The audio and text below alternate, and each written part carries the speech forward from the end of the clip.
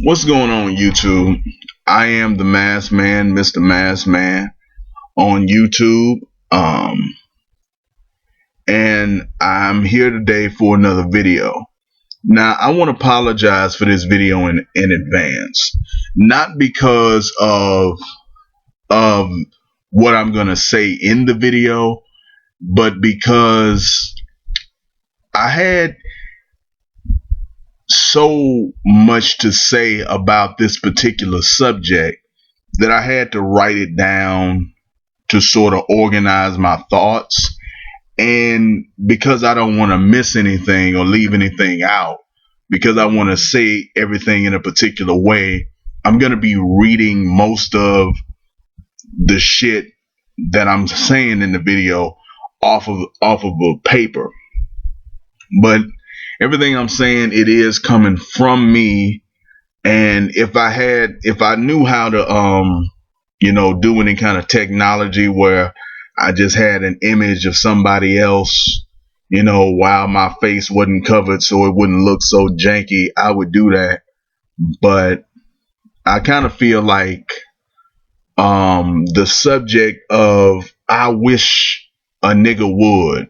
Now, I didn't title the video that, but there's a phrase that is said a lot. I wish a nigga would. I wish a nigga would do that to me. I wish a nigga would do that to my wife. I wish a nigga would do that to my kids.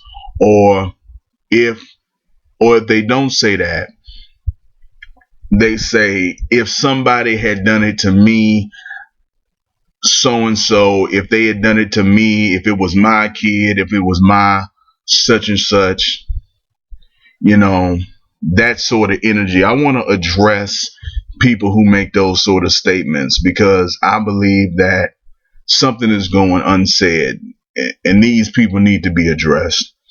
I'm reading off the paper now. Now, before I really go deep into this subject at hand, I want to say that I am a proud black man. I think of myself as pro-black, and I'm a proud African born in America. Well, I said born in the United States, but a proud African born in the United States. As many of you may know, black people have caught a lot of hell in this country over the last 5 to 10 years. We have suffered a lot of high-profile losses of black men, women, and children. The media has painted these men, women, and children as criminals who deserve what they got, and they justified and deflected the conversation of violence perpetuated on black African people to a conversation about black on black violence. Because I am a fan of the media and I listen to and watch a lot of television and radio, I hear a lot of black people speaking on these incidents. And while what is happening to black people ranges from the tragic in cases of unarmed black people losing their lives to the unfortunate, like the little girl who recently got her ass beat for refusing to leave a classroom, I do not in any way, shape or form endorse the statement that a lot of black men make regarding these situations. And that statement is, if it had been my blank, I would have went to jail. So and so would be dead. Now, pay close attention, because I don't object to them making that statement because I feel like violence isn't the answer, and that we should love our enemies and that we should let the justice system take care of it. I don't endorse the statement because I believe everyone who says it who says that statement or some variation of that statement is completely full of shit. Now, don't get me wrong. I'm not claiming to be a psychic. I don't know what's in the hearts and minds of other men. I just listen to what I'm hearing and look at what their actions say about them, and it doesn't add up. A lot of these people have a collective view of the black community. They are of the opinion that we need to work together and try to get along better, and they have a predominantly black audience. Now, in case you're wondering, I'm going to great pains not to mention anybody by name because I've heard many people say this in many forms of media, and I'm not trying to pick a fight with anyone, just with an idea. Now, these people telling their predominantly black audience that they would quote unquote go to jail or would die for their family is really a statement to just inflate their own ego and shows me just how scared they actually are. Look, I don't claim to be a tough guy, and I don't have any children, and I'm not married. So honestly, I can't say with any degree of certainty what I would or would not do if I were put in that tragic situation. And you know what? They don't either. These people who have a voice to speak to the, I don't know what I wrote there, um, to speak to thousands in some cases and millions in others, choose to use their platform to spew that nonsense instead of saying something real and meaningful. What they say is not only weak and stupid, but is also disrespectful and offensive. As you come to know me more, you may see me as rude, ignorant, self centered, offensive, and disrespectful as well. And I can assure you that I may come off as a man who is all of those things, but I have no intention or desire to deliberately offend people or to blatantly disrespect people. My goal is to get my message across in the most effective way possible.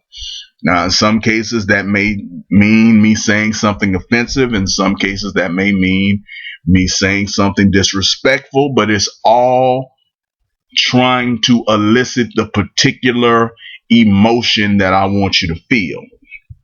Now, you may be asking, why do I say that statement is disrespectful, offensive, and cowardly?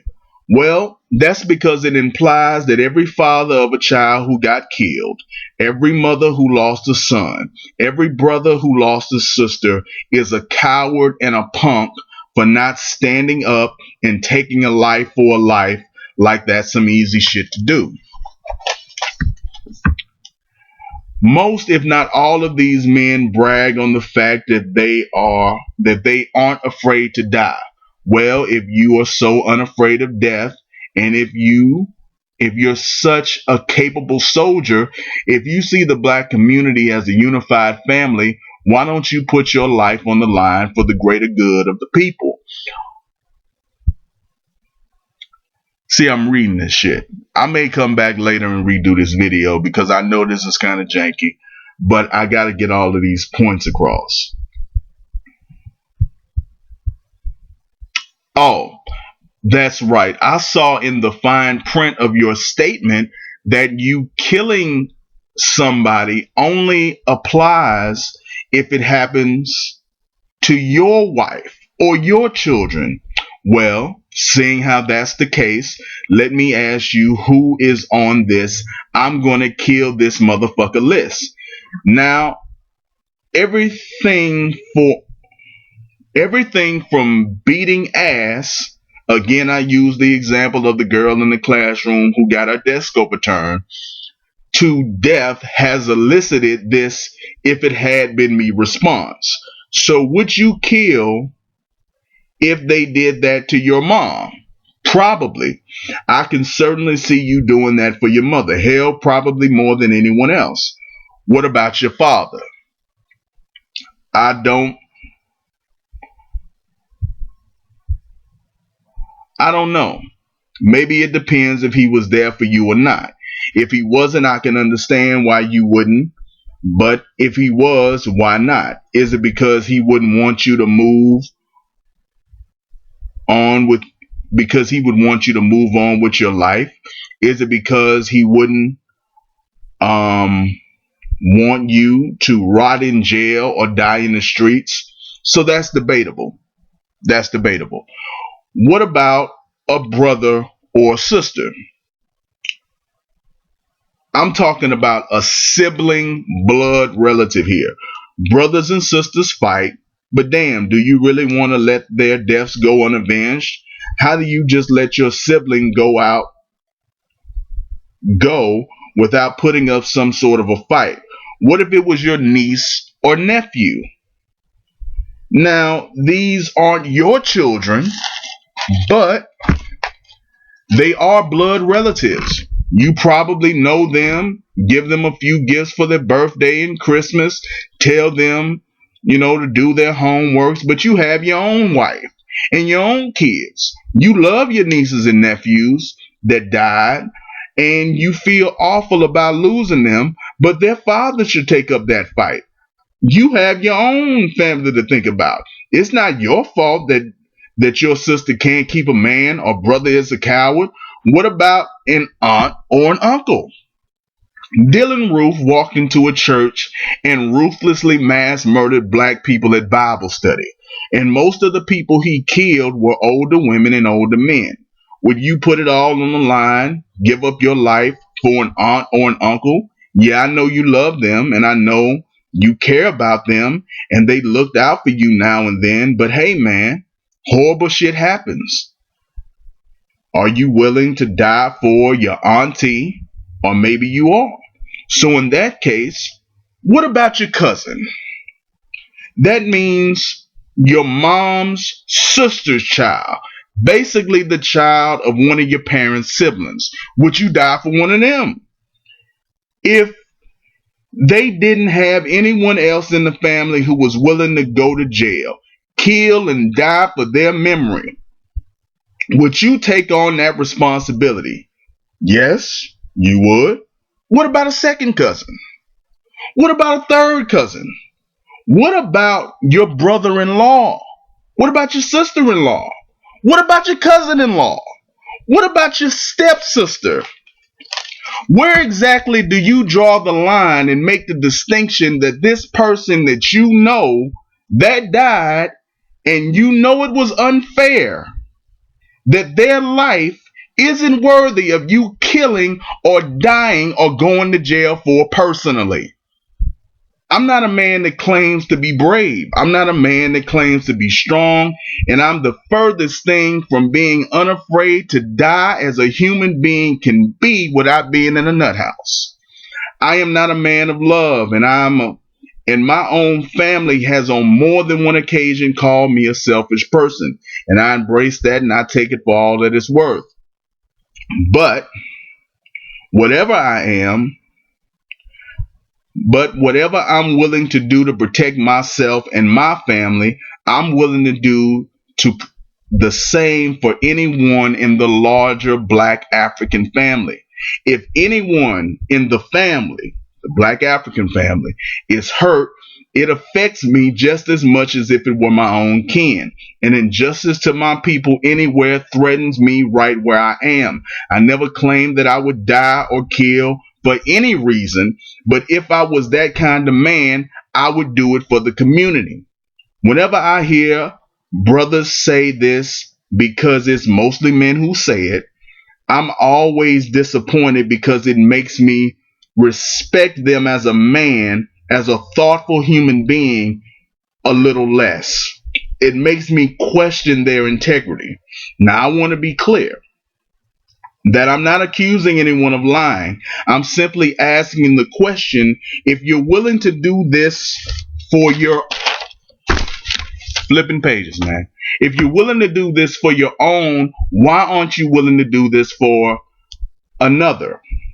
What do the rest of us not matter to you? Or do we matter, but just not enough for you to die or go to jail for? And where do you draw the line in your own blood relative tree? The problem I have is that many of these men are just hoping and praying that this kind of tragedy never happens to them and their children. They put their own children in schools and live in neighborhoods where this type of thing is the least likely to occur. And then they have the nerve to turn to a single parent that has to send their children to a public school that they ain't have the right kind of response to the murder or abuse of their child or husband or whatever. Basically, if you didn't understand that, what I was trying to say is they put their kids in private schools and they put their kids in good neighborhoods or white neighborhoods, and then they turn around and tell them the mother in the ghetto or the father who has been alienated that they didn't have the right kind of response to a tragedy, that they are cowards. They're the same people. I'm reading again. They're the same people who will make asinine statements like, I couldn't be no slave. I would have ran away or got beaten to death for being so radical. And again, I would say evidence proves otherwise. You go for you go oh you good for nothing piece of shit nigga have the audacity to disrespect the memory of men and women who fought and died and lived in slavery, a horror greater than anything you have ever seen and have the smallest taste of, and you have the balls to make a statement like, I'm told so radical that if I were a slave they would have just killed me because I would have been too much trouble to deal with. Most of you niggas talk for a living. You write books for a living. You do YouTube videos for a living. You present no evidence to the public at large that you are doing any kind of work that would put your life in any real danger. But hey, I guess you do a lot of shit we don't know about. Huh.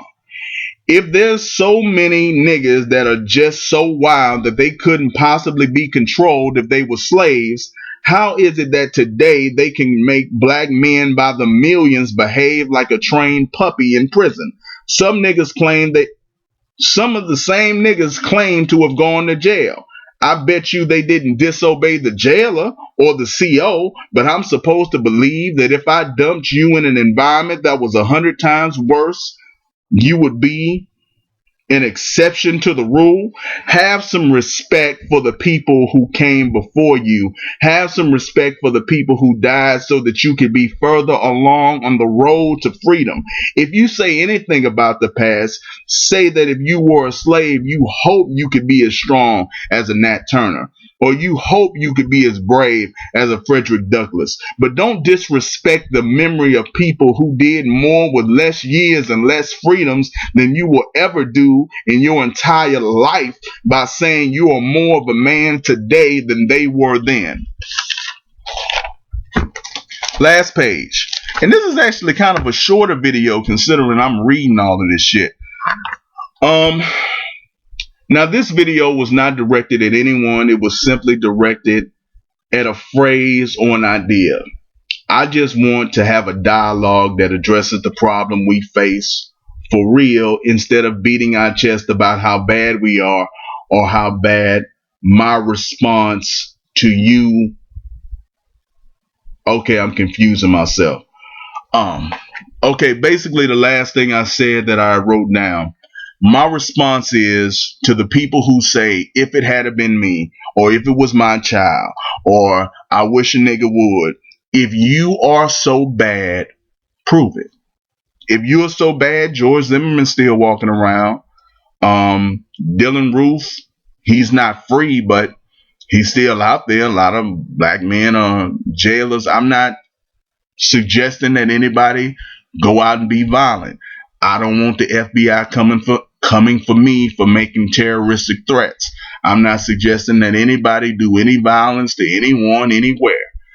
I'm just saying you niggas claim to be so bad. You niggas claim to be so tough, but ain't none of you niggas proving that you are. Now, I had one last thing in this video, but I think I may put it in the description. That was just me engaging in a little essay. I hear this phrase, I wish a nigga would, a lot. And I wanted, and I'm sorry that I had to read it right out of the notebook that I wrote it in, but I wanted to make sure that I hit all the points and that I said what I had to say exactly the way that it was in my head. Now I apologize if that came off awkward or if it was, hard to watch. But I'm still new to this YouTube thing, and more so than talking about the television, more so than talking about the movies, more so than having fun and picking at the little ways that the media want to influence the way that you think. I want to have real conversations and real dialogue. I want to key in to what's really going on, and really facilitate a higher form of communication. I don't want us being on a low plane of communicating. Communication is what really makes the world go round, and we should all be better at it than we are. Anyway, that was my video.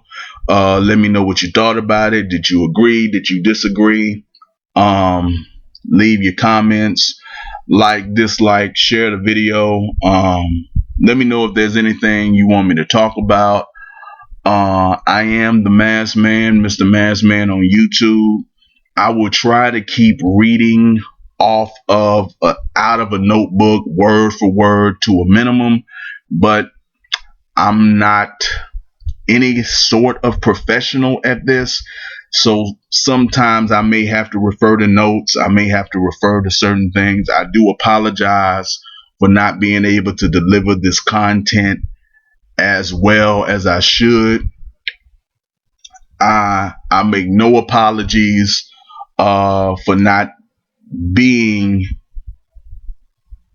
as good as you have come to expect from this platform. But do know that I am trying. Do know that I am working to improve. Do know that I take this seriously, and I take your time seriously, and I take your attention very seriously. And I want you to get involved with this channel, and I want you to become a part of this channel, and I want you to get to know me better.